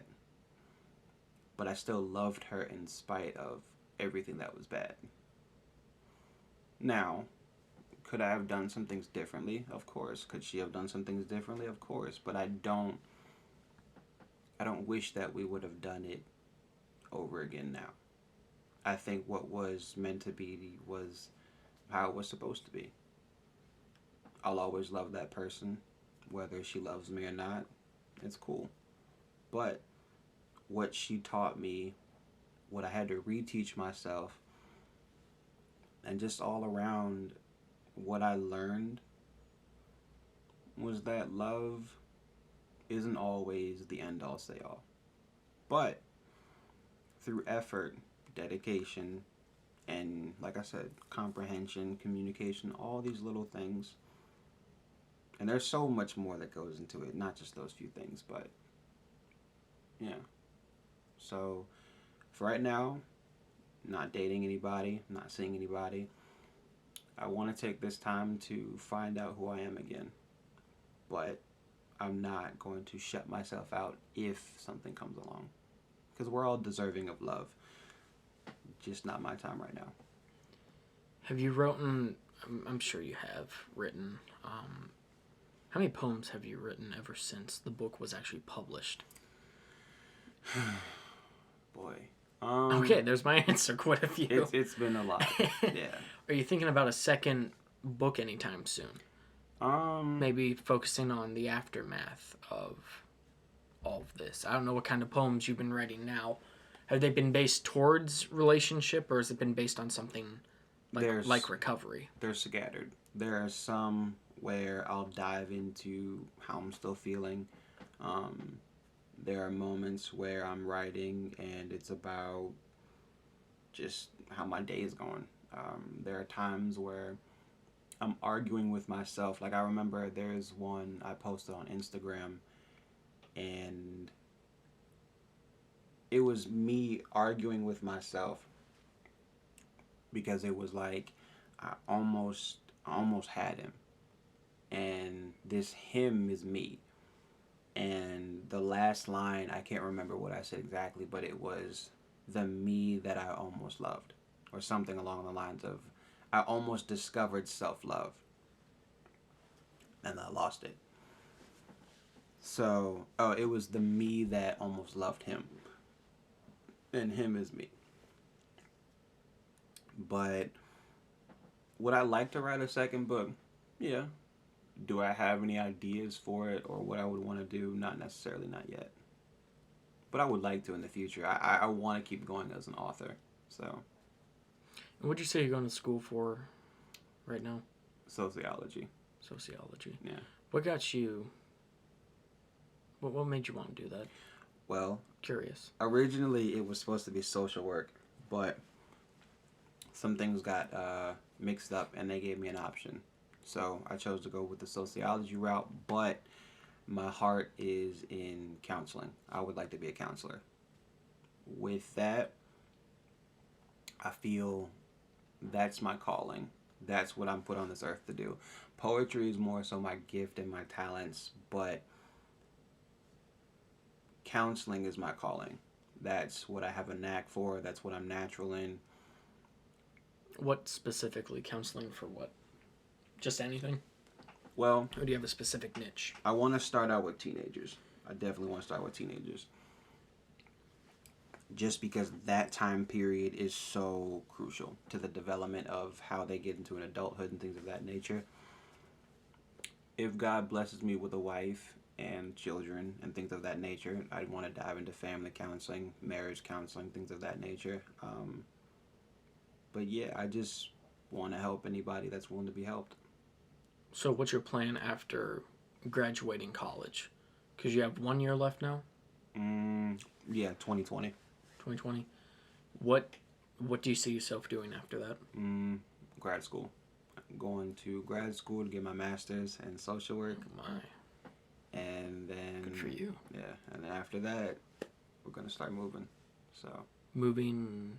forward in life, just wherever I end up and wherever I need to be, I'll be there. Do you think there's a chance that it's not going to be counseling, or do you think it is? It's counseling. It's counseling. There's nothing else that I've ever wanted to do. Really? Even when I was going to go into the Navy, I was going to be a counselor in the Navy. So even if I was to get like some type of corporate job, however I could manage doing something in there, I would be like the relief guy or whatever you need. Still would be counseling, but that's all I want to do. Nothing else I want to do. I never knew that. It's been that way since elementary school. The minute in high school I found out that you could get paid for this, it was like, oh, that's perfect. I already love doing this. I can make a living off of this, but I'm not doing it for the money. It just so happens that there's something that I know I love to do that will help me live. But I can also help someone else live longer. So, You know, there's not a whole lot of guys like that out there. no.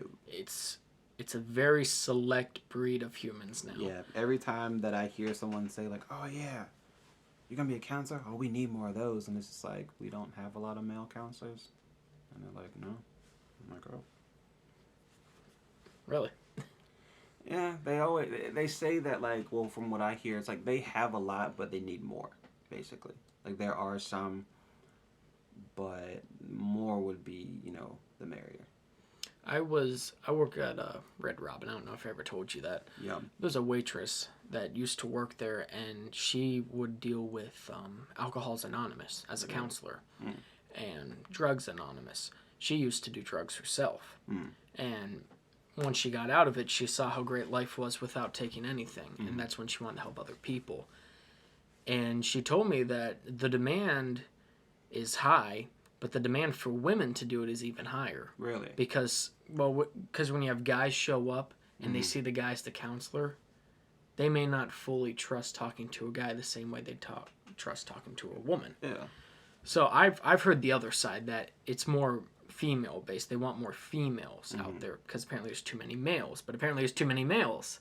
Well, I that you're wouldn't telling say too many males. Do you know like a number, like the percentage? Percentage-wise, no. No? That would be, I would have to do more research on that. But I know that because I go to a HBCU, that when I would go into like the counseling and stuff, they would say we need more black males. That's what I've heard, a lot more black males that want to do counseling because of the backgrounds that we have and how we're more introverted with our feelings and we're more seen as like the aggressors and all these different things. So me being a counselor is first and foremost, but also me being a black counselor is very needed. Okay. Yeah. I never knew you wanted to do counseling before. Oh, yeah. Have you told me that before? Mm-hmm. Was I paying attention? Probably. We're at Panera, weren't we? Yeah. I want to go back to that day at Panera because I gotta ask, did anything I say ever jumble around in your mind before it went to be published? Because you and I talked about the consequences of that being published, the good, the bad, the ugly. Yeah. I think we talked about everything that could possibly happen if that book got published. Yeah, that haunted me for like the first week. Okay, because I don't want it to. I just wanted to kind of ask you some tough questions. Yes, but I'm glad you did though, because in the beginning I wasn't thinking that deep about it. The idea was presented again because with my mentor, shout out Anthony Owens, he wanted to help me publish a book, say 6 years ago. And then he got shipped to Seattle, so then it just got cut. I had material then, but it was more darker, more lashing out. It wasn't really constructed right. You know what I mean? It was just kind of like a little pipe dream at the time. Then when he came back and we kind of found each other, and it was like, dude, I've got something. Like, I don't know if it's going to, go, but I got something. All right. And he never saw it. I didn't show him a poem. I didn't show him a rough draft. Just said, let's do it. Nothing. Like, he believed in me wholeheartedly. And I was like, I got this idea. I got this theme. I want to do it. All right, let's do it. Never showed him anything until it was done. And then he read it and he was like, I'm glad you didn't show him anything. It's beautiful. So, but that day, you didn't haunt me in the bad way. It was more so like, okay, he's asking the questions that I know I need to ask myself, but I'm not going to. Because That's what I was everything wondering. was still fresh. Like, I hadn't left for Brewer yet. Me and that individual just stopped talking. I think, like, for good. Maybe around that time. So a lot of things were fresh. And I did think about, like, what would happen if this person would pick it up and look at it? How would they react? Would they react? And that's why specifically the name is nowhere in the book, front nor back. The two people on the cover, they're not me and her. Even in the poem that I kind of dedicated to her, there's no saying dedicated to so and so, and but when I fully put it out while writing it, I made sure that there was no disrespect in what I was saying, and that it was as truthful and honest as possible. The book wasn't so much a form of attack, it was a form to reach out. Not to her, but to other people. I know a lot of guys that have gone through breakups and they're like, oh, F that girl, I don't care about her, I'm hurt. No, I'm not hurt, man, F it. And they just kind of brush over it.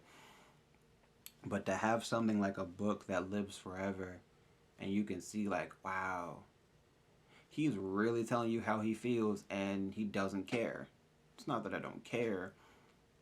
That's just my truth. There are things in this book that I didn't put in the book.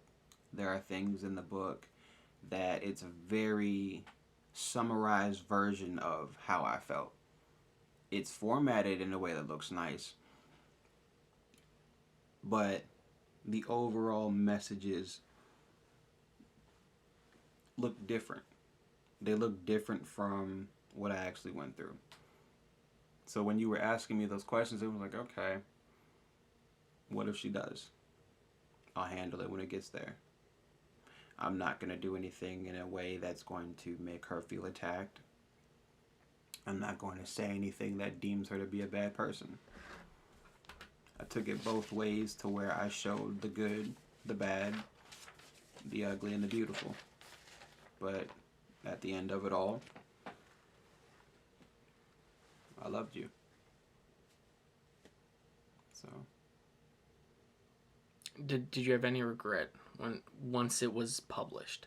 Was there any regret in your mind, like maybe I shouldn't have done this, maybe there's something I should have said differently in a poem, or were you deadlocked, this was perfect, everything is going to be okay?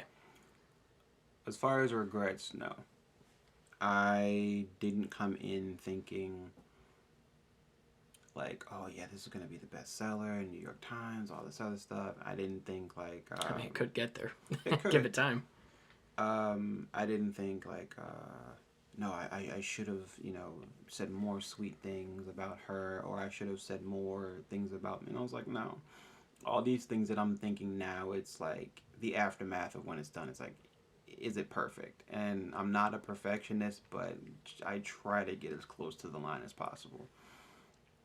So I had no regrets. I didn't want to do anything differently. Everything was meant to be what it was. And I'm happy for it. No regrets at all. No. That's pretty good. Yeah. Because I'm sure I don't have anything published except that student newspaper. When that thing got published, I didn't write most of the stories other people did, but I still had so many regrets with stuff that was in there. Stuff that could have been fixed, stuff that could have been different, photo choices, captions, anything. When I was the editor of the paper, I carved out the last 2 weeks of the semester devoted to that paper. I worked day and night on that thing, and I was losing my mind at one point because I think it was 8 or 12. I think it was a 12-page paper we had. Every story, I was so worried something was wrong and there's something I didn't see, because when I was the editor, the entire time I was worried because, am I editing this right? Because there were some stories where everything was fine. And it really was when you go back and look at it now. But I was always curious, like, am I missing something? Am I forgetting something? And so when the paper got sent to the Frederick News Post to get printed, I was so worried it was going to come back and they would say, this is wrong, this is wrong, this is wrong, and we only had like 2 hours to get anything fixed that they'd send back to us. So I didn't know if you had any of those kind of things. Apparently not, with the no and now thing, which... No.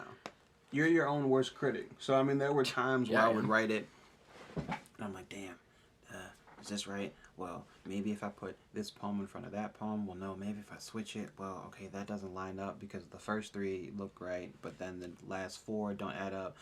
And it took a while, but everything came out the way it needed to. So as far as regrets and taking things back, no. That's good. Yeah. That's unique. Because I'm sure other people go through what I went through, but for you, that's a good thing. If there's no regret once it's printed, it's out. That's out. It's and that's the part about it. Even if I wanted to take it back, I can't. It's in people's houses. It's on the internet. That's forever. It's in people's lives. Like, I'm talking about it. I'm reading about it. You know what I mean? Like, I can't go around the world and get the book back. So even if I did regret it, it would have to be something that I live with. But there's nothing to regret. Anybody ever give you bad criticism about the book at all? No. Really? I think as far as saying like, oh, it sucks or it's terrible, nothing like that. Yeah, I think the closest anything that someone came to was maybe the length, or I forgot. There's nothing really bad that I can think of. A lot of it's more so positive, like, you know, I appreciate you being vulnerable. I think the only thing that gets people is the price for the hard copy. Remind me of what it was. I didn't even think about it. Hard copy is $15.96, which is like $16, and then the ebook is $3 to $4 depending upon where you get it. So if I'm like on the street, you know, hey, how you doing? My name is Tiandre. I wrote a book, Heartbreak and a Young Man in Love with a Shadow. Would you like to buy it? Oh yeah, what? How much is it? 16. Ooh. I only have 20. Can you break it for me? Or I don't have enough money. You know, whatever the case is on money. Now it's like, I have an ebook, it's $3 to $4. Oh, that's perfect. And then, you know, they get it. Or they buy it on their own time. But the one thing that I do get is like the price. Especially with college kids. But, you know, it doesn't stop. Do you think that when you had the book published, do you think there was anybody that saw this in the bad light that didn't speak up? Because if you're only getting the good stuff, you know, there's always that one person out there. I've had people ask me, like, why did you do it? About your love life? Could you have done something else? So I've had people say, it wasn't so much what they said, it was like questions. It was like, well, are you sure you want to talk about your love life? I mean, you know that's forever. I mean, you know, what if you get another girlfriend and blah, blah, blah. And it's kind of like, that's a part of my past. It's there. But it doesn't mean I feel that way anymore. And like I said within the book, there's no bad blood with that person. Not one speck of hate or, you know, me wishing bad on your name or anything like that. Nothing. So I feel that it was more concern rather than bad. I haven't gotten anything yet. In a way, I'm kind of waiting for it just to see what the conversation will be like afterwards. Like, okay, well, why do you feel that way? But so far, it's been nothing but good stuff. Has race played a role in this at all? Do you think if you were of a different race, do you think what you wrote would be different? Do you think other races will experience different things? Like if I wrote it, do you think it'd be different from what you wrote? Well, do you think values would be different and they'd be shown on the paper? I feel like it could be, but I think the overall message is just love. You know, love is something that's universal, and kind of going back to what I said earlier, love is simple, but it's the people that make love difficult. And so if I was a white kid going through heartbreak, if I was an Indian, girl, if I was a male, Asian, whatever the race, ethnicity, whatever it is love. You're going to feel the same thing. I'm pretty sure that you can agree there were nights where you cried yourself to sleep. There were days where you didn't feel like getting up the next morning. You still got up. There were days where you were looking at old photos that you haven't deleted yet, trying to figure out, why can't I delete them yet? There are days where you're riding in the car and a song that you used to play with that person comes on and you're like, dang, I want to skip it, but I don't. It's normal. It's natural. So the overall theme, like I said, is just love. The overall message is love. So I feel if I was anybody different, no. Now, the way I formatted it, that's from me. Because that's specifically you. That's unique and special to your own person. Yeah.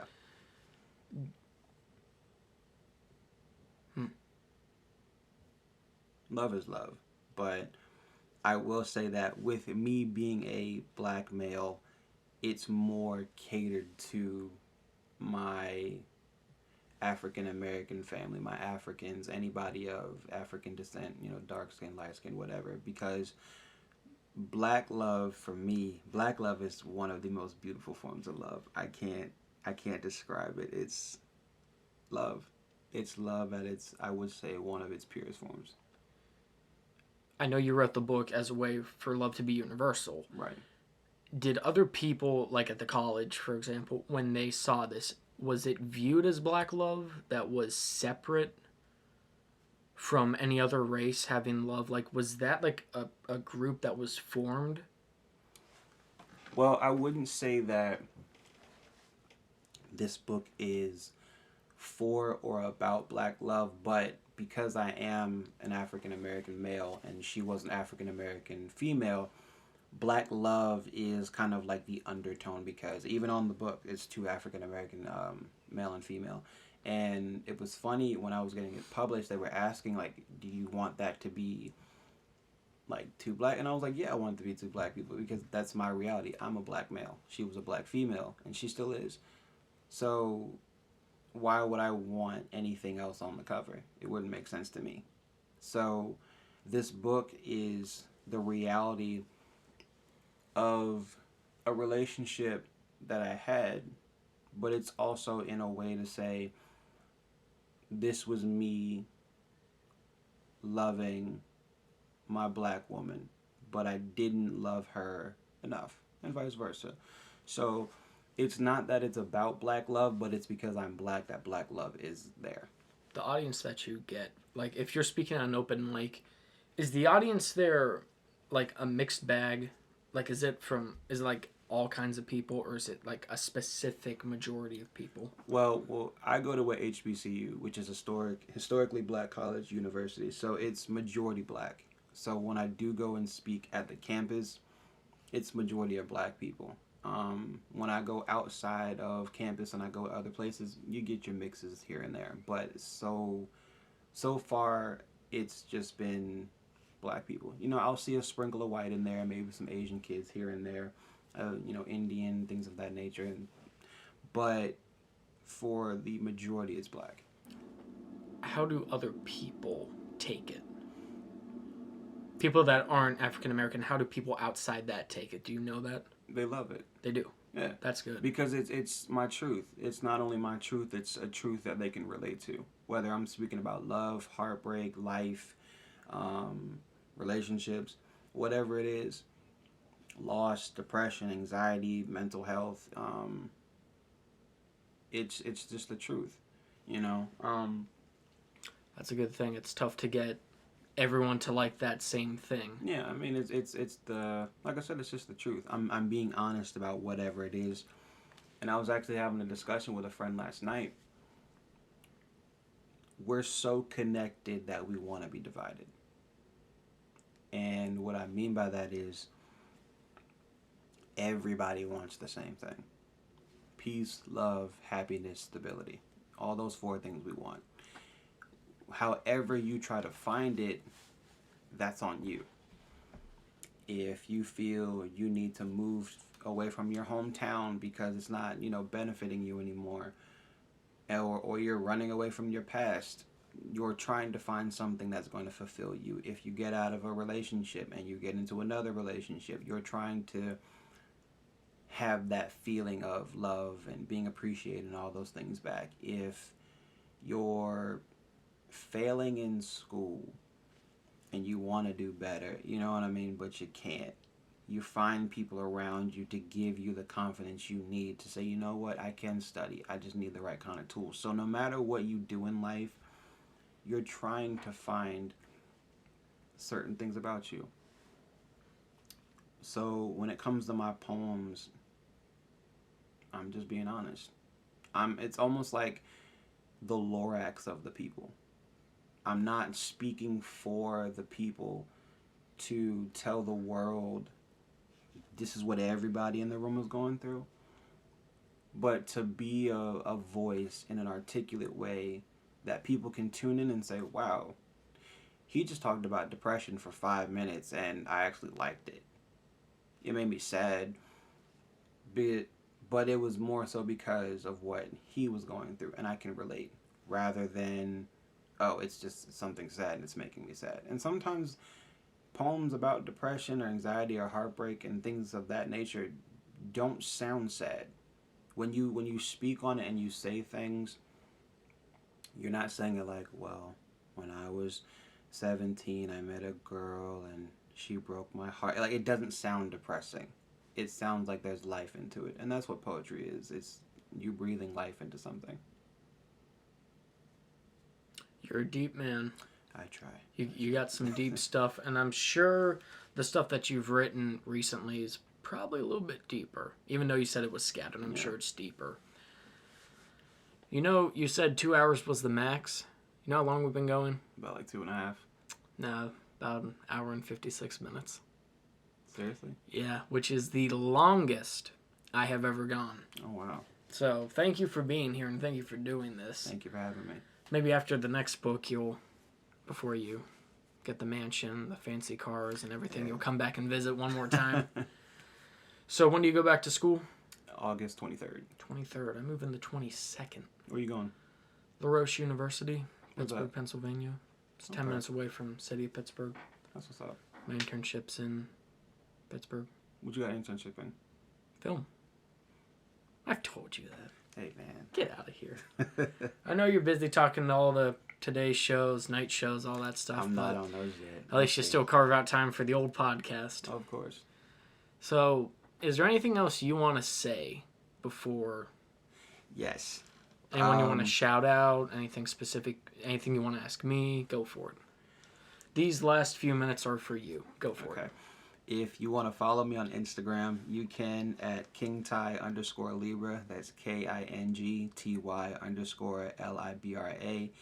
If you want to purchase my book, you can go to my link on... I'll put the link in, don't worry. You can go to my link on my Instagram. If you want the link, the actual link to get the book, it's... Get the book. Get the book. It's my links tree, which is linktre.ee/kingty_libra. So that'll be linkty_libra.